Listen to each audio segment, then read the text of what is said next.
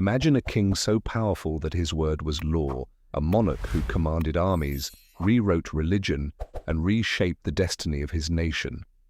But behind the gilded throne, behind the ceremonies and crowns, his body was betraying him in ways so grotesque, so horrifying, that even his most loyal servants could barely stand to be near him. We're talking about a king who literally rotted while he was still alive, a man whose festering wounds oozed pus daily, whose smell was so unbearable that courtiers stuffed herbs and perfumes into their sleeves just to survive an audience with him. A ruler who was both feared and pitied, because while his commands could mean life or death for anyone around him, his own flesh was dissolving in real time. This isn't a medieval folktale, this isn't exaggerated rumor, this is the true, bizarre, stomach-churning reality of one of history's most infamous monarchs.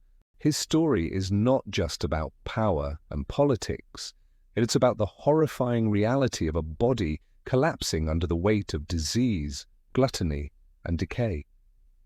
Tonight, we step into the nightmare court of a king who could command an empire, but couldn't command his own skin, bones, and blood. A king who became his own living corpse. Buckle up, because once you hear what happened inside this royal body, you'll never look at kings and crowns the same way again. Before his body became a walking horror show, this king was the very picture of health, power, and charisma. He wasn't born into the image of decay. In fact, early in his reign, he was described as tall, broad-shouldered, athletic, a man who dazzled courtiers with his charm and impressed enemies with his physical prowess. He jousted, he hunted, he danced. His body was a weapon, his face the portrait of royal vitality. When he ascended to the throne, the people of his kingdom adored him. Chroniclers of the time praised his beauty, his golden hair, his commanding presence. Women swooned, men envied him. He was not yet the monster that history would remember. In those first years, he was the embodiment of the Renaissance ideal, educated, cultured, physically strong, and confident. But the seeds of his downfall were already being sown. Beneath the armor, beneath the silks and jewels, his appetites were out of control. His love for feasts, his lust for power, his obsession with control. These were not just political traits, they were physical ones, habits and hungers that would begin to eat him alive from the inside out. The turning point came with an accident, one that seemed at first like just another day at the jousting field. During a tournament, he was thrown violently from his horse. The impact crushed his leg. He was left unconscious for hours, a death sentence in an age with no real medicine. Somehow he survived, but he was never the same again. That wound in his leg never healed. It festered, it ulcerated, it reopened again and again, oozing infection, rotting his flesh from within. What began as a single injury became a chronic nightmare that would follow him until his death. Doctors of the time had no idea how to treat it. They tried poultices, ointments, primitive surgeries. Nothing worked. The leg swelled, turned black, and oozed pus. And with it, the king's once vigorous life began to collapse. He could no longer ride freely. He could no longer dance with ease. Every movement was agony, and that agony twisted him. The charming golden prince transformed into a paranoid, rage-filled tyrant. The pain in his body seeped into his soul, and the once adored monarch became feared, hated, and despised. His courtiers would whisper that he was cursed, that his body was betraying him as punishment for his sins. And perhaps in some ways they were right. Because from this point on, the king's body became not just a vessel of power but the very stage of his downfall. The wounds grew worse, the smell more unbearable, and the man who once dazzled the world became a spectacle of horror. But this was only the beginning, because the story of this king doesn't just end with leg wounds. No, it spirals into something far darker. A tale of pus, paranoia, and a body so grotesquely decayed that even death could not silence its chaos. Perfect. Let's dive deeper. Here's Section 3, where his body becomes a full-blown spectacle of decay, and daily life at court turns nightmarish. The bizarre case of the king who rotted alive. The accident may have started it, but what came after was nothing short of a living horror story. By middle age, the king's body was no longer the sleek, athletic frame that dazzled Europe. It had ballooned into a grotesque caricature of gluttony and disease. His waistline expanded to over 50 inches. His weight soared beyond 350 pounds. Imagine this. The average man in his kingdom weighed little more than 140. He was more than double that, yet his appetite only grew. His frame buckled under the pressure, his joints groaned, and every step sent waves of agony shooting through his rotting legs. The ulcers were the true nightmare.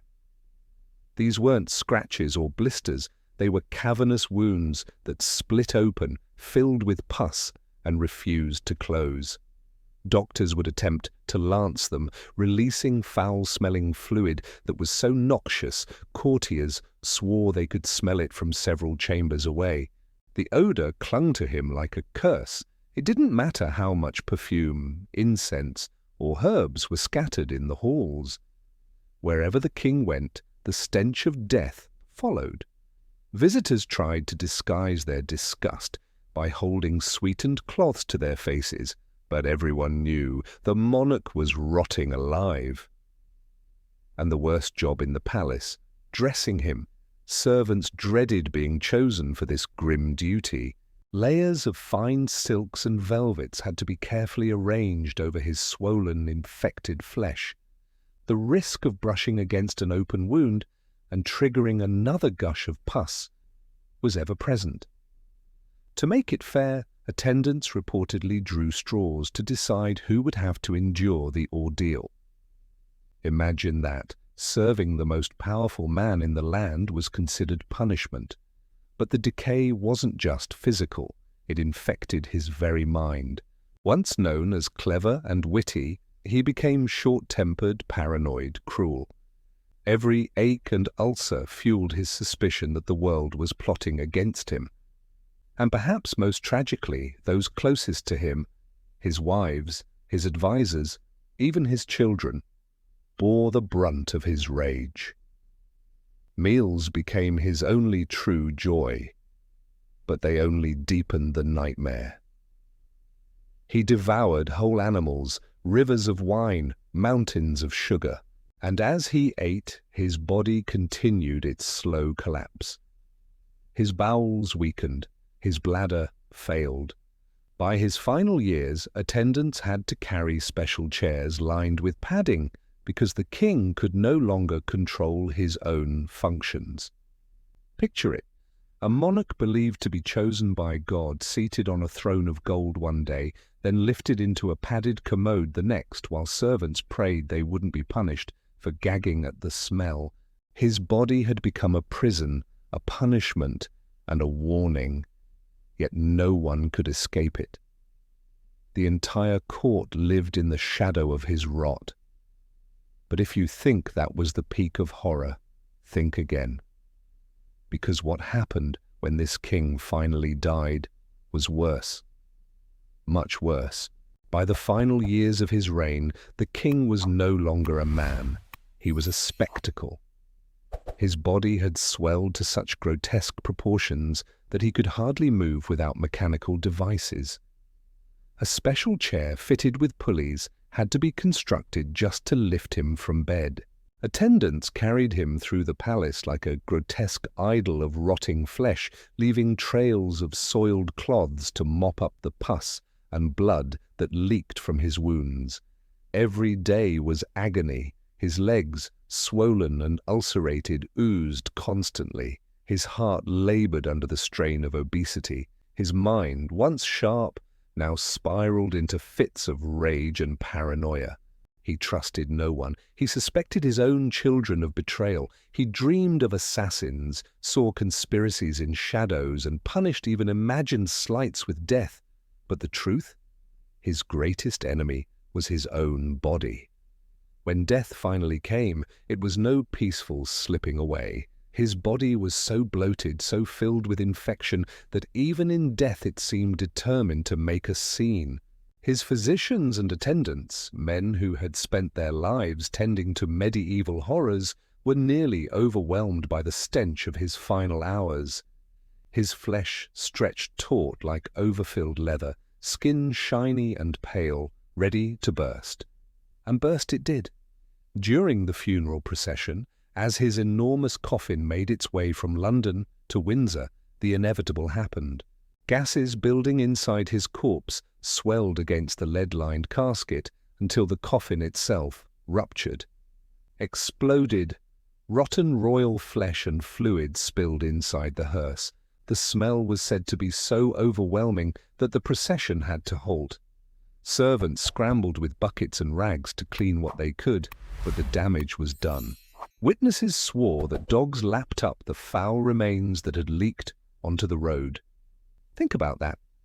The man who once proclaimed himself God's chosen ruler, whose word was law over millions, ended up as a meal for stray animals. And even when they finally got him to the tomb, his chaos wasn't finished. His coffin was so heavy, so bloated, that the soil collapsed again and again under its weight. The ground seemed to reject him. It took multiple attempts to bury him. For years afterward, strange noises were reported near his resting place. Groans, cracks, even foul odors seeping from the tomb. Some said it was his ghost. Others whispered it was simply the lingering gases of a body that refused to rest. Either way, the symbolism was too perfect to ignore. Even in death, the king could not stop tormenting those around him. The once golden monarch who dazzled his people with youth and charm had decayed into a monster in life and a disaster in death. His story was no noble saga. It was a grotesque lesson in how power, appetite, and paranoia can rot a man alive from the inside out. But here's the haunting truth. His body was not just his own prison. It was a reflection of his reign itself. Corruption, excess, decay, all paraded before the world until even his corpse rebelled. And so the king who ruled as if he were divine ended not in triumph, but in a puddle of pus, stench, and horror.